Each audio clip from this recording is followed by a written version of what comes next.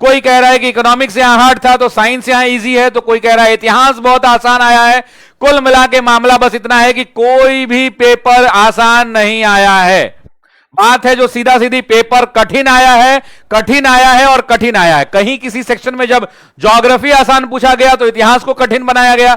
एक एक सेक्शन हर बार इजी रहा है। आज के पेपर में मेरा जो ओवरऑल एनालिसिस है वो ये बताता है कि इतिहास और करंट अफेयर के खंड्स में थोड़े प्रश्न ऐसे स्तर के थे जिनको छात्र एक नजर में बना पा रहे थे। अभी तक का करंट अफेयर्स दूर दूर तक हवा नहीं लग रहा था। आज के जो पेपर के करंट अफेयर के क्वेश्चंस थे वो दिखे दिखे से लग रहे थे। उन लोगों को ऐसा महसूस हो रहा था कि हां भाई ये पेपर कहीं ना कहीं क्वेश्चन को देखा है। तो चलिए बिना देरी किए हुए क्लास को शुरू करते हैं। त्रुटियां सबसे होती हैं, दो चार हमसे भी हो जाए तो क्षमा कीजिएगा, इसलिए क्योंकि लगातार और लाइव आंसर कराना होता है। आज ये 20 अप्रैल आपको पता है कि तारीख है और 20 अप्रैल के दिन आज तारीख है। सेकंड शिफ्ट का हम पेपर कर रहे हैं सामान्य अध्ययन का। चलिए सबसे पहले हम बातचीत करते हैं, पहला क्वेश्चन लेते हैं नंबर 1। क्वेश्चन नंबर 1 पे आते हैं। कह रहा है क्वेश्चन नंबर 1 क्या कह रहा है मेरे दोस्तों, जरा ध्यान दीजिएगा। क्वेश्चन नंबर 1 क्या कह रहा है? क्वेश्चन नंबर 1 कह रहा है कि पृथ्वी से बाहरी जीवों के अध्ययन को क्या कहा जाता है। मतलब ये आपसे जानना चाह रहा है कि पृथ्वी से बाहरी जीवों के अध्ययन को क्या कहा जाता है। क्या उसे जूलॉजी कहते हैं? तो आप भी जानते हैं कि ये नहीं होगा। बायोकेमिस्ट्री भी नहीं होगा। उपरोक्त में से कौन नहीं? आंसर हो जाएगा जीनोबायोलॉजी। क्या उत्तर हो जाएगा? उत्तर हो जाएगा जीनोबायोलॉजी। अब आते हैं, आगे बढ़ते हैं। नए नामित एग्रीयोडोटोसॉरस हेल्प बाई पित्रे का जीवाश्म कहां मिला है? यह क्वेश्चन काफी ज्यादा है। कुछ लोग इसका जो उत्तर मिल रहा है उत्तर ब्रिटेन नजर आ रहा है, इसीलिए हम लोग आयोग के उत्तर का भी इंतजार करेंगे। और मेरे हिसाब से फिलहाल इस प्रश्न का उत्तर जो है वो डी विकल्प जाएगा मेरे दोस्तों, डी विकल्प जाएगा। पिछले वाले की तुलना में जिनका जिनका आज पेपर था जरा करेंट करके बताइए। अगला प्रश्न लेते हैं। अगला प्रश्न कह रहा है it should have been you पुस्तक किसके द्वारा लिखी गई है? इस पुस्तक के बारे में पूछ रहा है कि यह पुस्तक किसका है। रोमिला थापर का है, जैन डानिसन का है, अरुंधति रॉय का है या एंड्रिया मारा का है? तो उत्तर क्या हो जाएगा? उत्तर हो जाएगा एंड्रिया मारा। उत्तर हो जाएगा दोस्तों, क्या उत्तर हो जाएगा? एंड्रिया मारा हो जाएगा। क्वेश्चन नंबर 4 कह रहा है कि मुद्राओं में सही विकल्प क्या है? कह रहा है कि कुवैती मुद्रा जो है, कुवैती मुद्रा के बारे में कह रहा है कि कुवैती दिनार मजबूत मुद्रा है। ब्रिटेन में यूरो प्रयुक्त होता है। उसके अलावा जीबीपी जिब्राल्टर पाउंड का कोड है और स्विस फ्रैंक का कोड CHF है, CHF है। तो क्वेश्चन नंबर अगर हम फोन की बात करते हैं तो 4 का आंसर क्या जा रहा है मेरे दोस्तों? तो 1 और 4 सही जा रहा है, यानी कुवैती दिनार सबसे मजबूत है और स्विस फ्रैंक का कोड क्या है? तो CHF है, CHF है। अगले प्रश्न की ओर बढ़ते कह रहा है 2025 के फिजियोलॉजी या मेडिसिन। देखिए इस बार नोबेल प्राइज ने खूब लोगों को छकाया है। नोबेल प्राइज के प्रश्नों से हर शिफ्ट में लगभग एक प्रश्न पूछे गए हैं, परोक्ष या अपरोक्ष रूप से पूछे गए। इस बात को ध्यान रखिएगा। मैं उन सभी सिविल सर्विसेज की तैयारी करने वाले छात्रों को जिनको 72वीं बीपीएससी देना है, उन सभी लोगों को बता देता हूं कि वैकेंसी एक सप्ताह में आ जाएगी, एक वीक के अंदर में वैकेंसी आएगी, ये कंफर्म है। और सुन लीजिए इसकी परीक्षा का भी डेट बता देता हूं। इसकी परीक्षा 26 जुलाई 2026 को होगी, यह भी ध्यान रख लीजिए। तो वैसी परिस्थिति के अंदर में एईडीओ की परीक्षा आप सभी लोगों के लिए एक सबक है। सबक इस मायने में है कि परीक्षा के स्तरीय प्रश्नों को देखते हुए आपको अपने तैयारी को मोड़ना पड़ेगा। इस बात को आप ध्यान रखिएगा।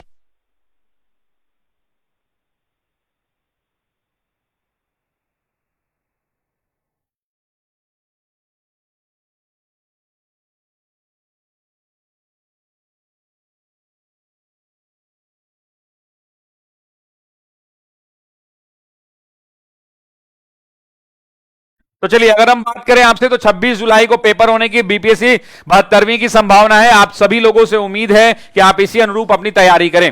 खैर फिजियोलॉजी यानी मेडिसिन का नोबेल पुरस्कार विजेता जो हैं वो कह रहे हैं विजेता सिमोन सागागुची किस देश के हैं? तो नाम से ही पकड़ में आ जा रहा है कि यूएसए, इंग्लैंड और स्वीडन का नाम नहीं है। ये सागागुची नाम से ही पकड़ में आ जा रहा है कि जापान इस प्रश्न का क्या होगा? सही उत्तर होगा।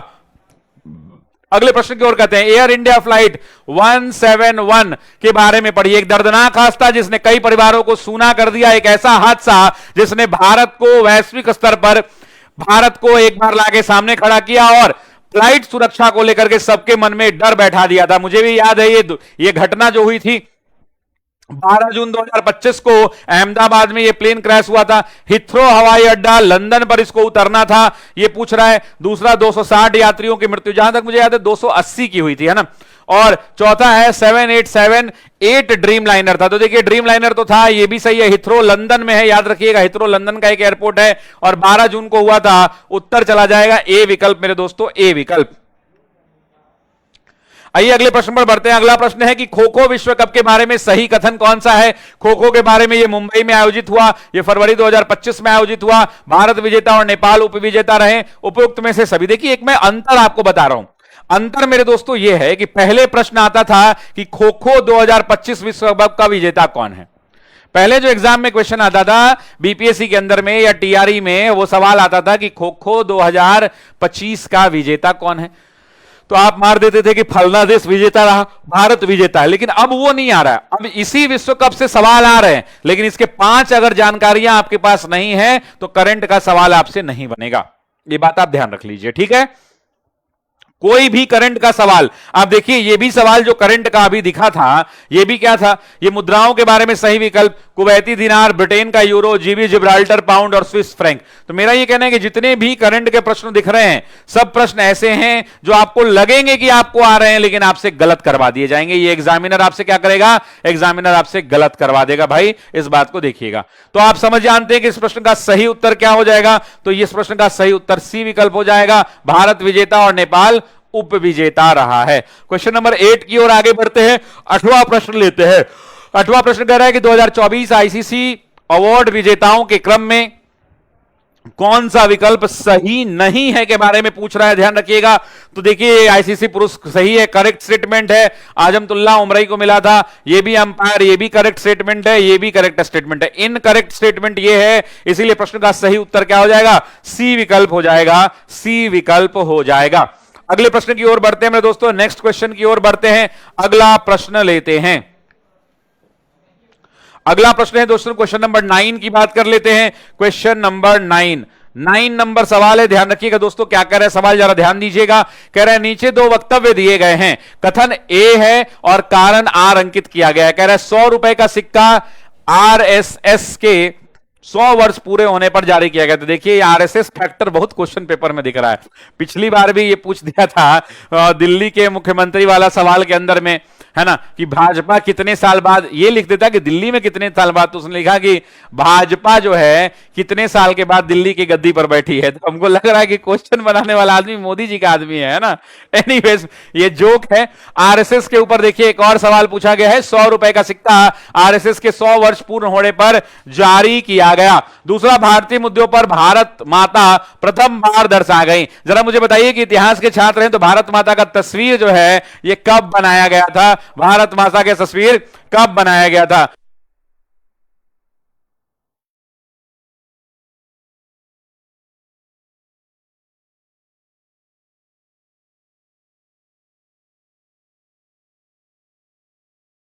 चलिए तब आगे की बातचीत करते हैं। तो प्रश्न का सही विकल्प ए चला जाएगा, ए चला जाएगा।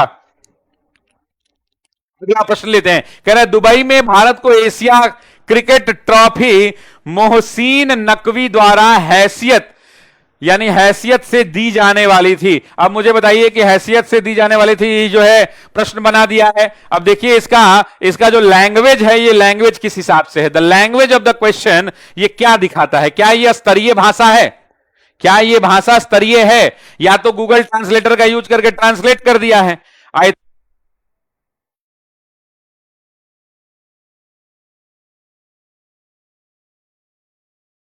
तो मेरा ये कहना है कि ये भाषा देखिए, भाषा जो है ना विवादास्पद भाषा है।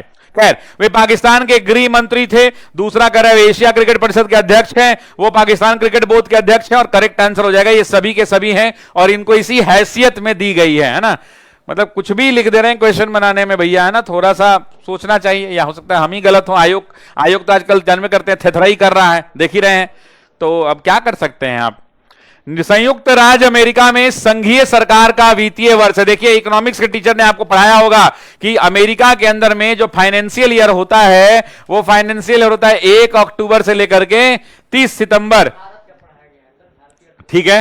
अब अगर हम बात करें तो पहले आरबीआई का फाइनेंशियल ईयर अलग होता था, नॉर्मल हमारा एफवाई अलग होता था, मार्च टू अप्रैल वाला, वहां जुलाई टू जून का होता था, अब उसको समाप्त करके कॉमन कर दिया गया है। और अमेरिका का फाइनेंशियल ईयर 1 अक्टूबर से है। और मेरा अगला निवेदन है, अमेरिका के जगह इस बार पूछ दे कि ईरान का किस में है। अगला बार 72वीं में थेथराई करिएगा, भरपेट थेथराई करिए, छात्रों का भविष्य बर्बाद कर दीजिए, उसको खा जाइए, है ना, लाइए कांटा चम्मच घोंप घाप के छात्र को मुआ दीजिए। ये सवाल का ये लॉजिक है, मुझे समझ में नहीं आ रहा है।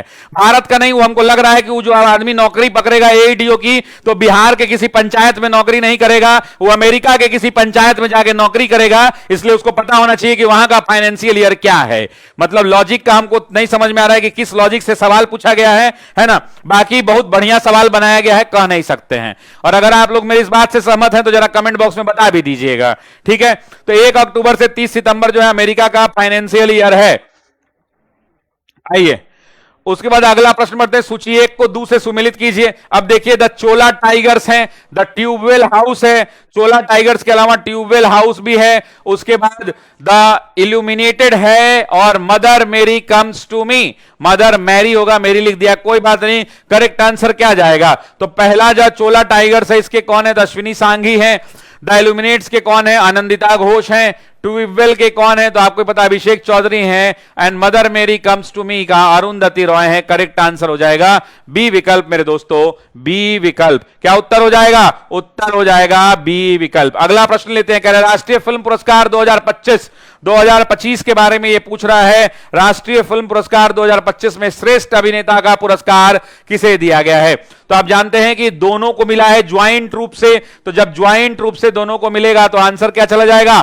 सी विकल्प जाएगा। आंसर सी विकल्प चला जाएगा। अगले प्रश्न में बढ़ते हैं। देखिए, एक टेक्नोलॉजी के बारे में पूछा है, कह रहा है CRISPR, क्रिस्पर एक टेक्नोलॉजी है। किस चीज की टेक्नोलॉजी है भैया? तो आप भी जानते हैं, जीन एडिटिंग, जो आने वाला भविष्य है उसी जीन एडिटिंग की टेक्नोलॉजी है। नेक्स्ट अगला कह रहा है, देखिए किस शास्त्र में? तो रसायन शास्त्र में। रसायन शास्त्र में 2025 का नोबेल पुरस्कार प्राप्त करने वाले वैज्ञानिक किन देशों में हैं? तो याद रखिएगा, ये देश है जर्मनी, अमेरिका और ब्रिटेन। करेक्ट आंसर चला जाएगा बी विकल्प। करेक्ट आंसर चला जाएगा बी विकल्प, बी विकल्प। अगले प्रश्न पर आते हैं। प्रश्न संख्या 16 है मेरे दोस्तों। 16 की बात कर लेते हैं। प्रश्न संख्या 16 की बात कर लेते हैं। बाकी आप लोग सुबह सुबह 7 बजे प्रतिदिन आप रत्नेश सर की क्लास में इतिहास का सुबह सुबह 7 AM की क्लास जरूर यूट्यूब पर किया कीजिए।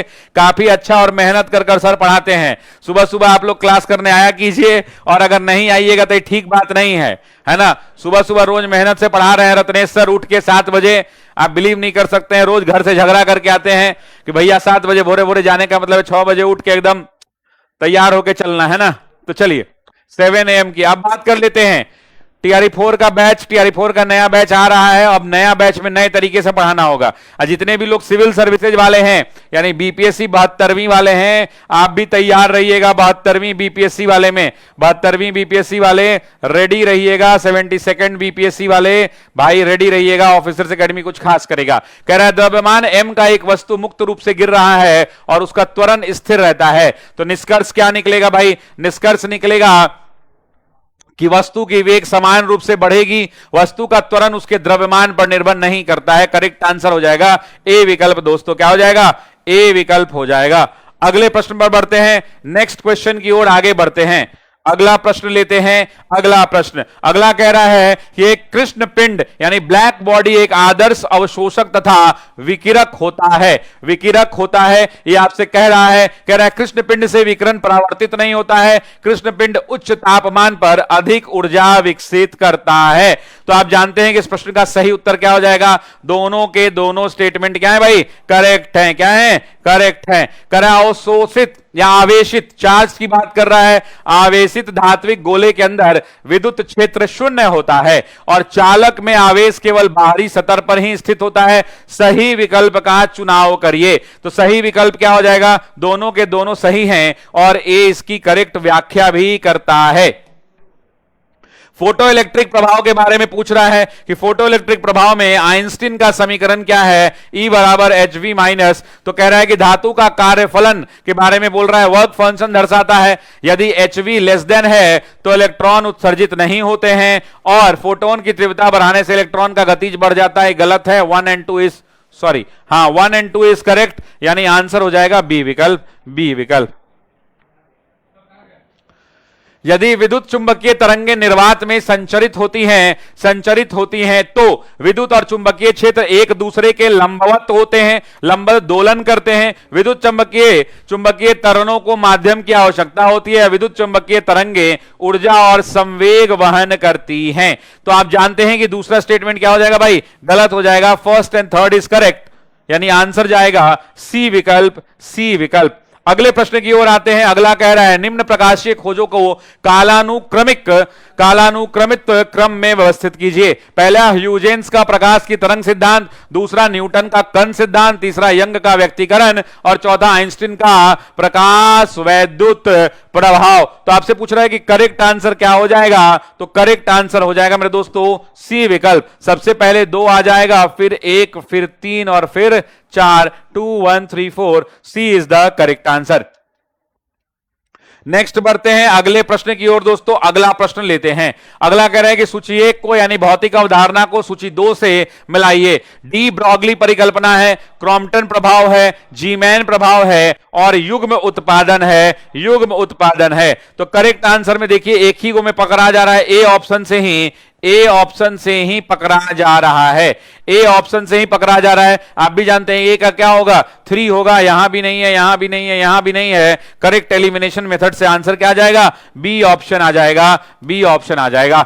चल कुंडली गैल्वेनोमीटर को एमीमीटर में बदलने के लिए, एमीटर में बदलने के लिए क्या करना पड़ेगा, तो आप भी जानते हैं कि क्या करना पड़ेगा भाई, तो पैरेलल में कि सीरीज में, तो पैरेलल में निम्न प्रतिरोध जोड़ना पड़ेगा।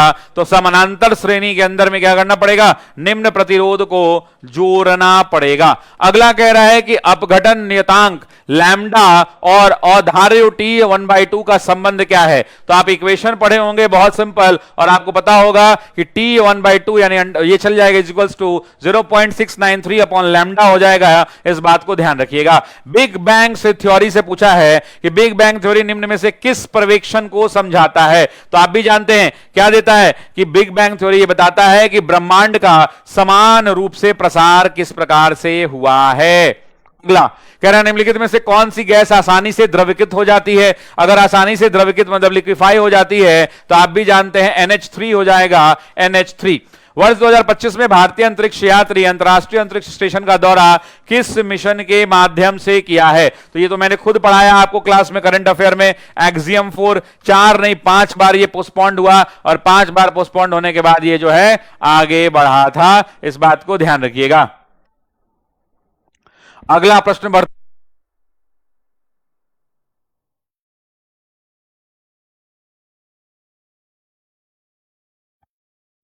उत्तल लेंस में यदि वस्तु को टीएफ यानी फोकल लंबाई का 2 गुना पर रखा जाए तो बनने वाली प्रतिबिंब क्या होगी। देखिए ये इक्वेशन बेस्ड क्वेश्चन है, एग्जाम में कई बार पूछा जाता है। तो रियल इमेज बनेगा और 2f पर और धातु के समान आकार का बनेगा, इस बात को ध्यान रखिएगा।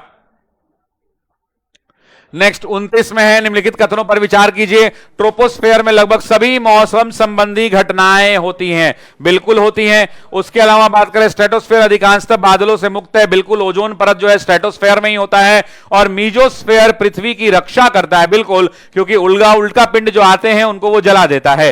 तो 1 2 3 यानी डी विकल्प इसका सही उत्तर हो जाएगा, डी विकल्प इसका सही उत्तर हो जाएगा, डी विकल्प इसका सही उत्तर हो जाएगा। बढ़ते हैं अगले क्वेश्चन पे। क्वेश्चन नंबर है 30।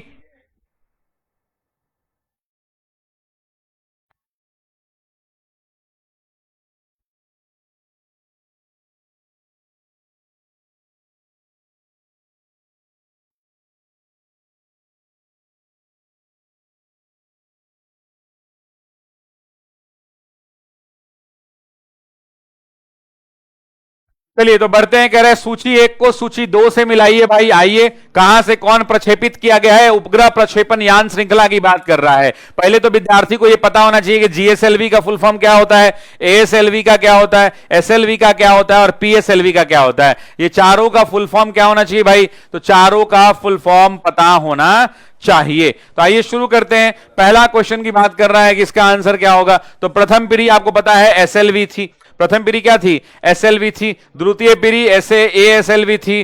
तृतीय पीढ़ी की अगर बात करेंगे तो तृतीय पीढ़ी पीएसएलवी थी। और अभी चतुर्थ पीढ़ी कौन सी है? तो जीएसएलवी है। तो करेक्ट आंसर क्या चला जाएगा? ए विकल्प चला जाएगा। ए विकल्प चला जाएगा। अगला लेते हैं, कोशिका के आत्मघाती थैले किसको कहते हैं? ये कोई अच्छा सवाल आया है जो बच्चा खुश होकर बनाया होगा, और याद रखिएगा लाइसोसोम को कहते हैं आत्मघाती थैले। तो आत्मघाती जो है लाइसोसोम को ही कहा जाता है। तो आंसर क्या हो जाएगा? आसान क्वेश्चन है, बच्चा देख के कॉन्फिडेंस बढ़ाया होगा। ब्लास्ट फर्नेस की बात करते हैं, भट्टी। तो भट्टी के अंदर में लोहे को क्या कहा जाता है? तो आपको ही पता है कि रॉट आयरन नहीं, स्टील आयरन नहीं, पिग आयरन कहा जाता है। पिग आयरन कहा जाता है। चलिए अगला, निम्नलिखित में से कौन सा एंजाइम प्रोकैरियोटिक्स में डीएनए प्रतिकृति के दौरान आरएनए प्राइमर को हटाने के लिए मुख्य रूप से उत्तरदायी होता है? तो पॉलीमरेज फर्स्ट होता है, डीएनए पॉलीमरेज फर्स्ट होता है। इस बात को ध्यान रखिएगा, है ना। अगला प्रश्न लेते हैं।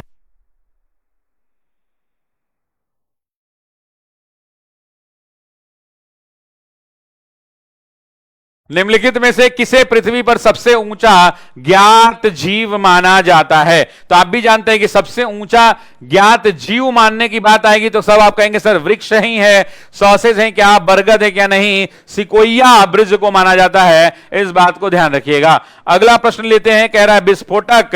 अगला प्रश्न कह रहा है कि विस्फोटक बीज फली जो बहुत तेज वेग से बीज छोड़ती है और उन्हें लंबे दूरी तक भेजती है, किसमें देखी जाती है? तो आप ध्यान रखना दोस्तों, ये किसमें? साल्विया में भी बहुत सारे लोग इसका आंसर जो है साल्विया भी ले सकते हैं और बहुत सारे लोग नारियल भी लेंगे, लेकिन मेरे हिसाब से खैर हम लोग आयोग के उत्तर का इंतजार करेंगे। फिलहाल हम लोग इसका इम्पेटियस लगाते हैं, इम्पेटियस लगाते हैं।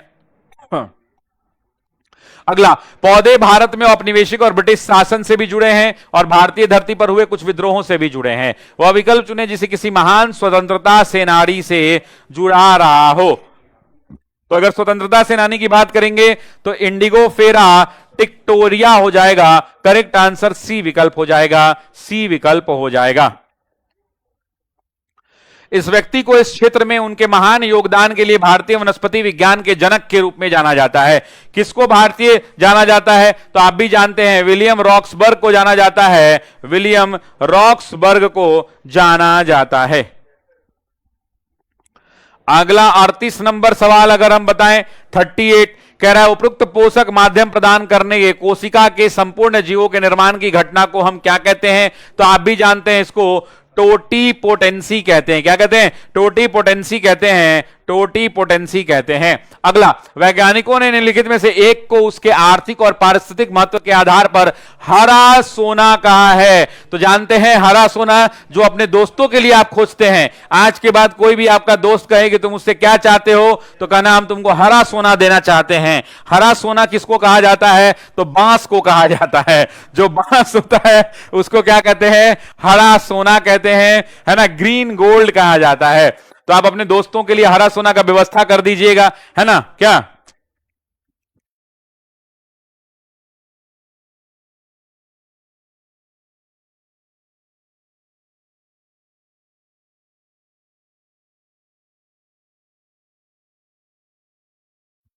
चलिए अगला सवाल लेते हैं। अगला, कौन सा कथन जूनोटिक रोग का सही वर्णन करता है? तो जूनोटिक रोग के बारे में आप जानते हैं कि यह केशुरुकी और मनुष्यों के बीच एक साझा रोग है। आंसर बी विकल्प जाएगा।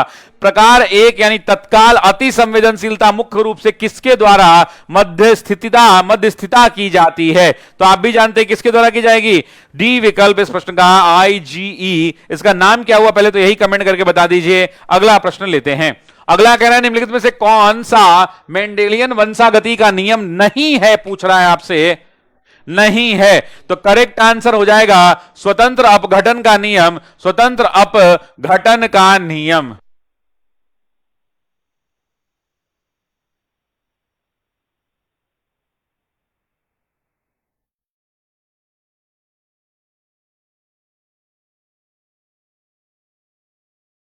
वाटसन और क्रिक, देखिए कई बार कुणाल सर और साजिद सर क्लास में पढ़ाते हैं, हम सुने हैं कई बार स्टूडियो के बाहर कि वाटसन एंड क्रिक द्वारा प्रस्तावित डीएनए, क्या बायोलॉजी ठीक था ना इस बार? इजी है, मॉडरेट, तो मॉडरेटे को इजी समझिए। अब नहीं बना पाएगा ना, 10 में कितना?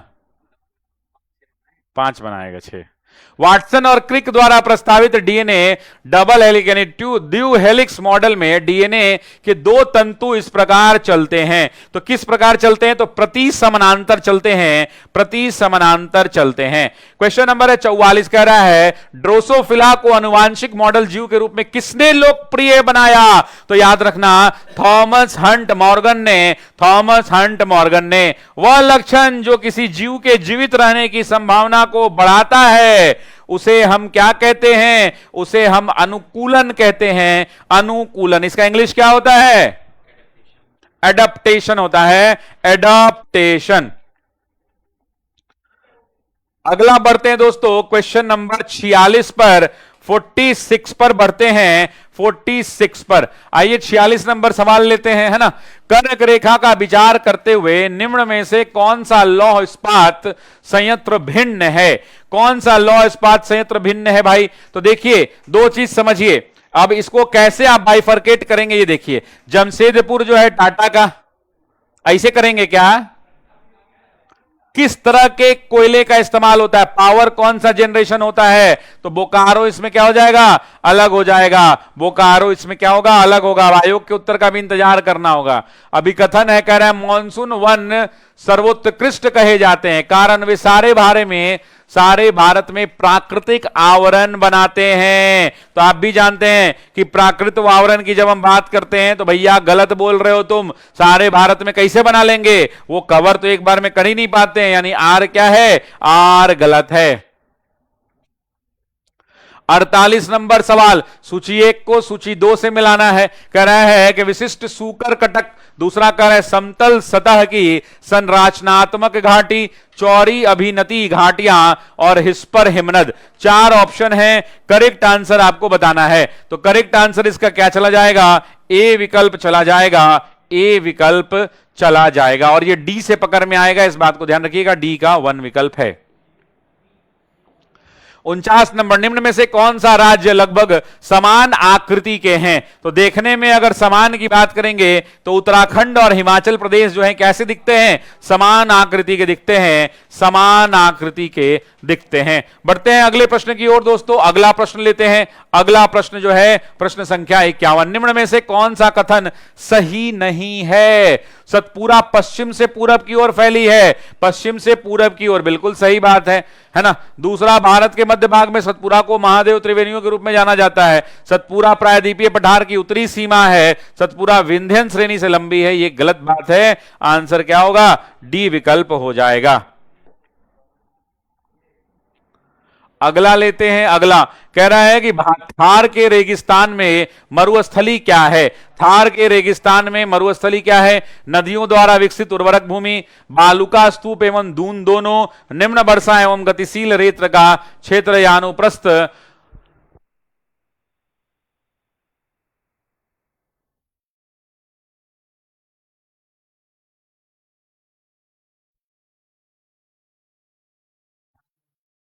तो करेक्ट आंसर क्या हो जाएगा? सी आंसर हो जाएगा, निम्न वर्षा एवं एवं गतिशील रेत का क्षेत्र, गतिशील रेत का क्षेत्र। आइए, कह रहा है एक तरफ नदी है और एक तरफ क्या है? उद्गम है। एक तरफ नदी है तो महानंदा तो 1 नंबर में मिला दीजिए सिक्किम से, तो 1 का डी है। ए गलत हो गया, गलत हो गया। अब सी ऑप्शन दिख नहीं रहा है, नीचे डी, नीचे वाला भी है डी, इसलिए आगे बढ़ना पड़ेगा। 2 का क्या है? 2 का ए और सी है।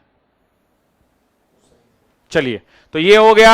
उसके बाद अगर हम आगे बढ़ें तो 2 बागमती नेपाल से निकलती है, 2 का ए, ये सही हो गया, आंसर ए हो जाएगा। बाकी जाने की जरूरत नहीं। कमला जो है नेपाल से निकलती है, घाघरा नामफा नेपाल से निकलती है। अगले प्रश्न पर बढ़ते हैं। बिहार के कितने जिले के मुख्यालय का नाम उनके जिले के नाम के समान है? देखिए, बिहार स्पेशल है और करेक्ट आंसर इसका हो जाएगा 29। पहले कितना था? चलिए,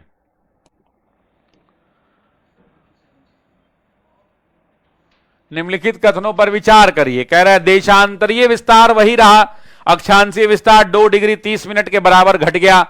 इसमें अविभाजित बिहार का 54.15 क्षेत्रफल शामिल है। तो भैया उपरोक्त में से कितने सही हैं? तो याद रखिएगा, सभी के सभी तीनों सही हैं। और किसकी बात कर रहा है? अविभाजित बिहार का 54.15 क्षेत्रफल शामिल है। कौन घटेगा, नीचे जाएगा तो किसका बंटवारा हुआ लास्ट में? निम्न में से कौन सा दून घाटी के पश्चिम में है? दून घाटी के पश्चिम में है तो पिजौरी है। कौन है? पिजौरी दून है, पिजौरी दून है।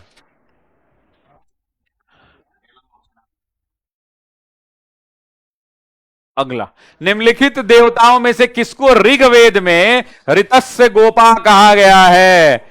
किसको कहा गया है? तो बताइए, ये तो क्लास का क्वेश्चन है ना? रत्नेश सर पढ़ाए हैं। भगवान वरुण देव को क्या कहा गया है? वरुण देव को क्या कहा गया है? वरुण देव को मनु क्या कहा गया है? ऋतस्य गोपा कहा गया।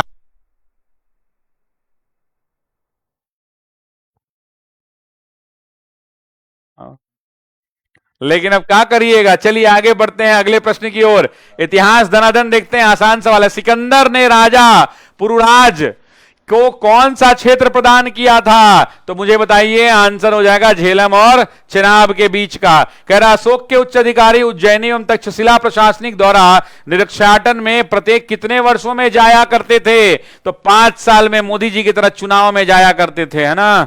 अगला प्रश्न लीजिए। निम्नलिखित विद्वानों में से कौन एक राजा कनिष्क से संबंधित है? तो आप भी जानते हैं अश्वघोष। कनिष्क याद है ना, बौद्ध संपत्ति वाला कश्मीर न मिश्रा जी।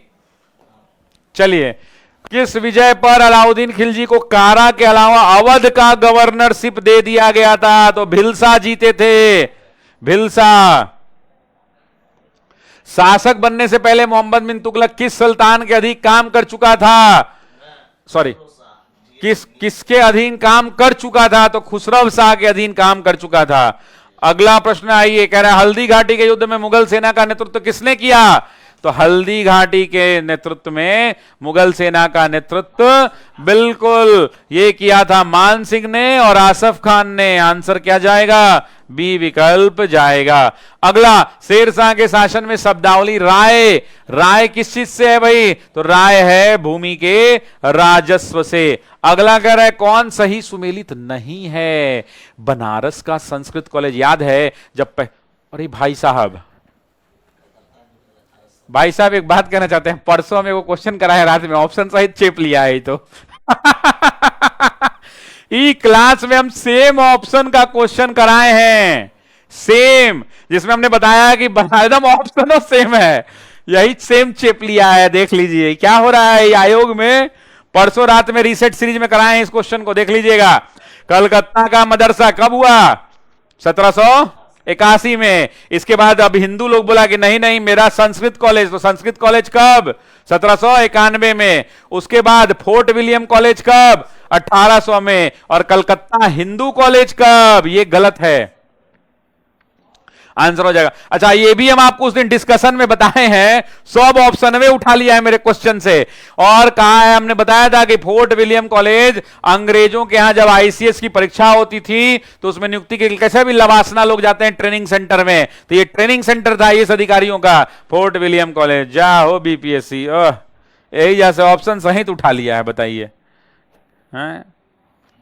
देखिए, हम एक बात आपसे कहते हैं, ऑफिसर्स एकेडमी अपने यूट्यूब चैनल पर एक सीरीज चला रहा है। आप जिंदगी में कोई काम करिए या मत करिए, कुछ भी पढ़िए या मत पढ़िए, मुझे नहीं पता है, लेकिन अगर आपने रीसेट सीरीज के क्वेश्चंस कर लिए जितना हम लोग करा रहे हैं, तो मैं दावे के साथ कह रहा हूं, मुहर लगा के, कि आपका सिलेक्शन नहीं रोक पाएगा कोई।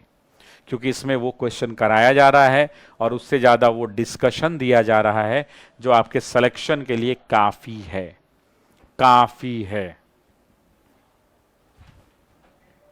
जाके मिला लीजिएगा, परसों का खोलिए, मिल जाएगा। दूगो तक क्लास हुआ है मेरा रीसेट का। चलिए आइए अगला प्रश्न लेते हैं। निम्नलिखित में से किसे प्रशिया यानी ईरान के शाह के दरबार में ब्रिटिश दूत के रूप में नियुक्त करके भेजा गया था? तो किसको भेजा गया था भाई? तो याद रखिएगा, जॉन मैकॉलम को भी भेजा गया था और मेहंदी अली खान को भी भेजा। मेहंदी अली खान को नहीं। चलिए तो केवल 1 है, करेक्ट आंसर क्या हो जाएगा? ए विकल्प हो जाएगा। इसकी अध्यक्षता में एक सिंचाई आयोग, अभी 4 दिन पहले ही बताए हैं कि इसने कहा कि गांव गांव नहर। देखो फाउंडेशन बैच वालों, जो लोग बीपीएससी फाउंडेशन प्री मेंस पढ़ रहे हैं, याद है ना कॉपियां में कहे थे कि एग्जाम में सवाल आएगा, आ गया?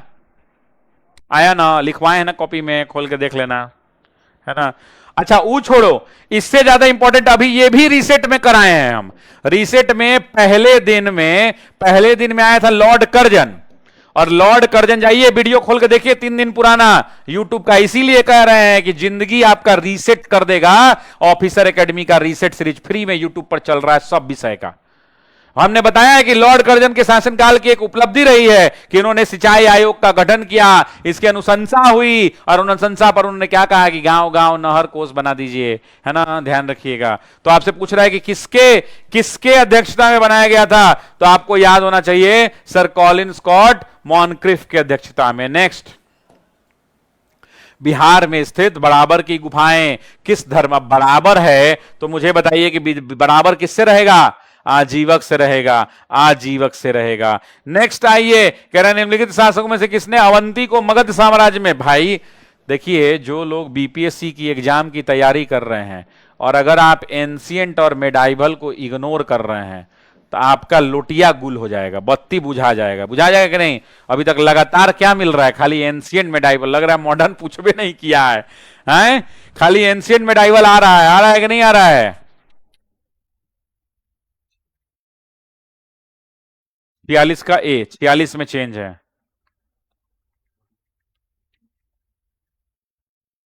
कोई बात नहीं, कर देंगे। 68 की अगर बात करें तो 68 नंबर में कौन सा वंश? शिशुनाग वंश, शिशुनाग, है ना? चलिए अगला, 1920 में बिहार प्रांतीय कांग्रेस, ये मेरा क्वेश्चन यूट्यूब पे कराया हुआ, भागलपुर 12वां अधिवेशन, डॉक्टर राजेंद्र प्रसाद अध्यक्ष। आइए 1908, ये भी परसों करवाए हैं, मुजफ्फरपुर बम कांड। कौन थे? किंग्सफोर्ड के ऊपर बग्गी पे हमला। फाउंडेशन बैच वालों ध्यान रखना।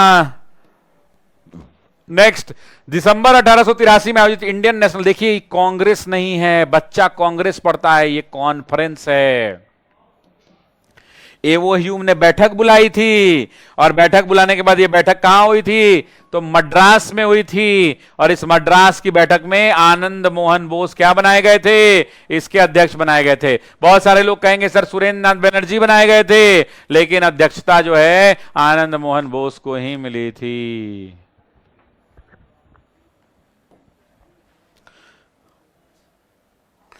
किस भारतीय स्वतंत्रता सेनानी ने कहा था कि मेढक के समान 1 वर्ष टराने? देखिए क्लास का क्वेश्चन है, के कहेगा ही? बताइए ये दोनों में से कौन है? लाला लाजपत राय की तिलक? बताओ। हम तो बताएंगे ही, ये तो हम क्लास में सोचिए, याद करिए। मैंने कहा था कि हर साल, सब महीना में नहीं, साल में 3 दिन ये जो है क्या करते हैं? 3 दिन का तमाशा याद है? पहला। दूसरा हमने कहा था कि मेढक की तरह टरटराते हैं, किटी पार्टी मनाते हैं, है ना? किस वायसराय के काल को मिशंस, ओमिशंस और कमीशंस के रूप में जाना जाता है?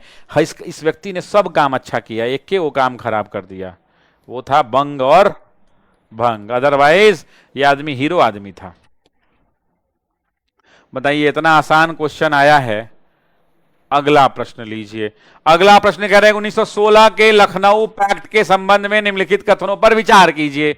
अभी सब तो बच्चा वाला सवाल है। गरम दल को पुनः मिलाने में चिन्हित किया गया, हाँ। लखनऊ टेलीविजन प्रभुत्व था, हाँ। संवैधानिक सुधार कॉन्फ्रेंस और लीग में समझौता हुआ, हाँ। फिरोज शाह मर चुके थे भाई। तिलक की एंट्री, इन्होंने कहा था जाते जाते कि तिलक तभी कांग्रेस में शामिल होंगे। दो आदमी ने कहा था कि हमारा जिंदा जी नहीं हो सकते हैं। बेचारा तिलक जिंदा वो दोनों जिंदा था, जैसे ही तिलक जेल से छूट के आए वो दोनों मर गया। एक का नाम फिरोज शाह मेहता और दूसरे का नाम एक का नाम फिरोज शाह मेहता और दूसरे का नाम बताइए क्या है? दूसरे का नाम गोपाल कृष्ण गोखले। एनसीईआरटी क्लास 12 में दिया हुआ है कि दोनों की मृत्यु हो गई 1915 में और उसके बाद तिलक कांग्रेस में शामिल हुए। तो ये गलत हो जाएगा। 1 2 3 ये भी पढ़ाया हुआ सवाल है, बाहर नहीं जाएगा रे भाई। 1905 में किस महीना में बंगाल विभाजन की घोषणा है? ध्यान रखिएगा 20 महीना कौन सा, यूट्यूब पर पढ़ाया हुआ है। ब्लेड बैच तो छोड़ दीजिए, जुलाई। गदर पत्रिका आपका पहला अंक किस भाषा में? उर्दू, हिंदी, अंग्रेजी की गुरुमुखी? उर्दू भाषा में छपी थी। उर्दू में बहुत लोग गदर को जो है ना, गदर को बहुत सारे लोग गौ से गदर और गुरुमुखी समझ लेते हैं और यही एग्जाम में गलती करते हैं। उर्दू में छपी थी। अगला कह रहा है वैंकावोर, याद है ना, जहाज ले जा रहा था, बीच में उतरने का कोशिश किया, उतारने नहीं दिया, कलकत्ता बजबज पे उतरा, गोली चला दिया गया। कौन था भाई? किसने किराए पे लिया था? बताइए, क्या वो सोहन सिंह थे कि करतार सिंह थे कि गुरदीत सिंह थे? आंसर होगा ए ऑप्शन, गुरदीत सिंह। एक नाम में जब महात्मा गांधी दक्षिण अफ्रीका से लौटे तो उनकी उम्र कितनी थी? देखिए भाई, दक्षिण अफ्रीका से लौटे 1915 में, ठीक है, और पैदा हुए थे 1969 में। तो 15 साल एनए ले लो, 31 साल एनए ले लो, 5 1 6 3 1 4 46। इबोकवा 1 साल घटा दो क्योंकि कॉमन एज आता है। मान लीजिए कि तुम 1 साल तुम्हारा पूरा हो गया तब ना 1 गिनते हैं, तो आंसर क्या हो जाएगा? ये कौन उम्र वाला आदमी जो 43 ही गलती कर दिया, बताइए हैं? लेकिन देखिए एगो बात आपको हम बताएं, क्वेश्चन को फंसा सकते हैं हम। दक्षिण अफ्रीका से गांधी तो 3 बार आए थे। लौटे मतलब क्या फाइनल लौटे थोड़े पूछ रहा है। 1897 में भी लौटे थे, 1901 में भी लौटे थे और तब 1915 में फाइनल लौटे थे। हालांकि थेथरा ही नहीं करना चाहिए, फाइनल लौटने को लौटना माना जाता है।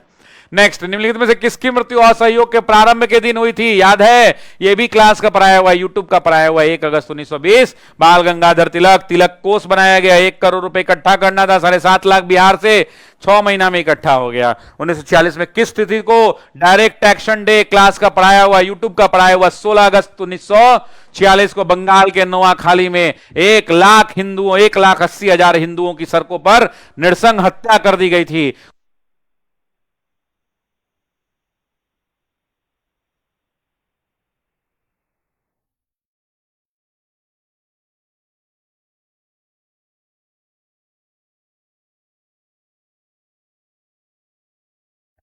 चलिए, तो 1946 में मुस्लिम लीग ने कब बनाया डायरेक्ट एक्शन डे? यहीं पर महात्मा गांधी गए थे और यहीं पर लॉर्ड माउंटबेटन ने कहा था कि गांधी जी आपने वो काम कर दिया जो 50,000 सैनिक मिलकर भी नहीं कर सकते थे।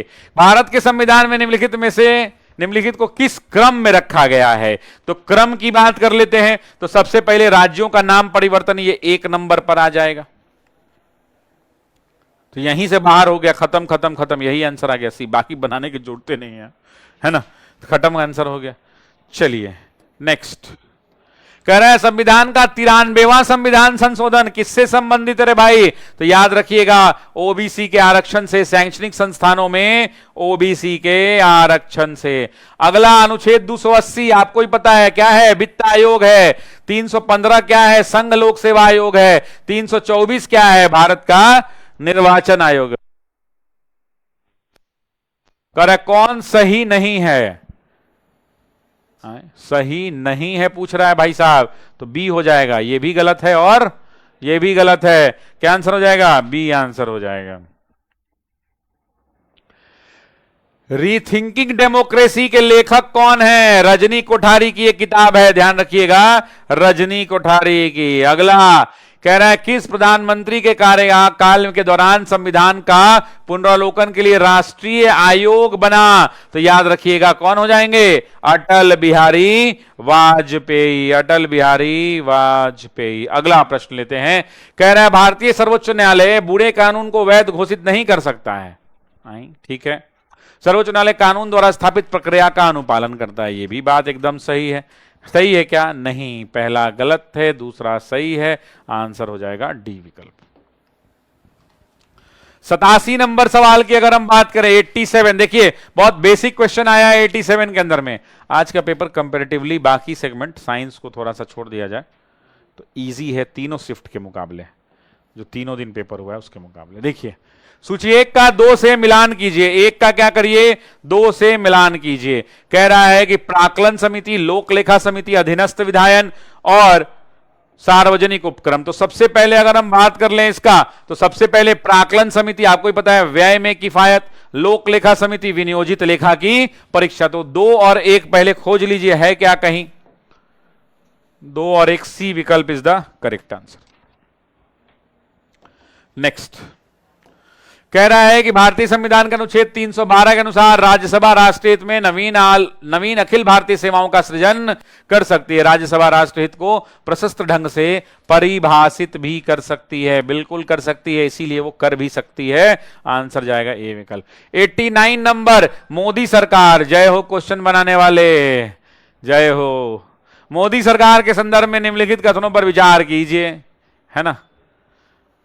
यहां पे एग्जामिनर जब क्वेश्चन सेट कर रहा था तो उसको बायस्ड नहीं होकर यहां पे लिखना चाहिए भारत सरकार, और 2014 लिख देता, 14 से 26। खैर मोदी सरकार बोलिए आप लोग भी, हम भी बोलेंगे। मोदी सरकार के संदर्भ में निम्नलिखित कथनों पर विचार कीजिए। ठीक है, विचार करते हैं। राष्ट्रव्यापी स्वच्छता अभियान के लिए स्वच्छ भारत अभियान 2 तारीख को चलाया गया था, बिल्कुल सही बात।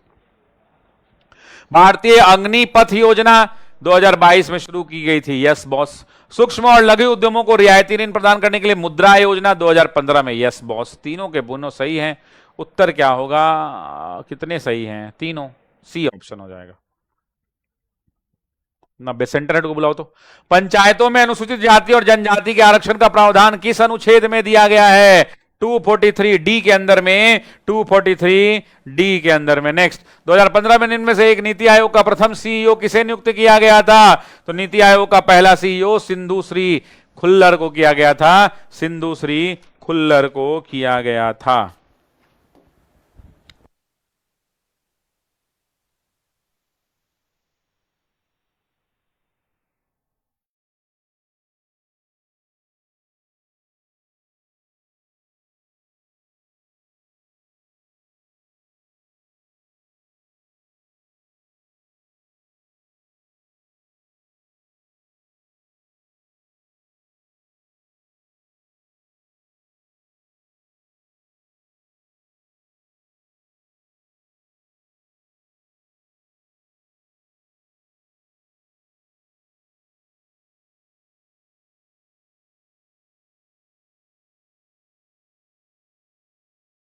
क्वेश्चन नंबर 92 लेते हैं, 92 नंबर सवाल। 92 नंबर कह रहा है कि भारत में निम्न में से कौन एक कमिटी कर सुधारों से संबंधित नहीं है? तो तारपोड़े वाला कमिटी, चिलैया केलकर रिफॉर्म, ये तीनों क्या है? टैक्स रिफॉर्म से संबंधित हैं। अगला क्वेश्चन, निम्न में से कौन एक इंगित करता है कि भारत एक तेजी से बढ़ती हुई अर्थव्यवस्था है? तो सभी के सभी जो है उत्तर हो जाएगा। निम्न में से कौन भारत में एक सेवा क्षेत्र में बढ़ते हुए उद्योगों योगदान का संचालक कारक नहीं है? तो आधारभूत उद्योगों में कमी कमी कमी। उस स्कीम को चुनिए जो भारत में वित्तीय समायोजन से संबंधित नहीं है। नहीं है तो ये भाई वित्तीय जीवन ज्योति, भाई इसमें इंश्योरेंस मिलता है, सुरक्षा मिलता है, मुद्रा मिलता है। मंत्री सुरक्षा योजना नाम की कोई योजना इस तरह की नहीं है। नेक्स्ट कह रहे हैं जुलाई 2005 में भारत की राष्ट्रीय, अब बताइए ई डेटा कौन रखेगा रे भाई? ये बच्चा को भी नहीं पता रहेगा। आंसर होगा 5.2। इसका क्या तुक है समझ में नहीं आ रहा है।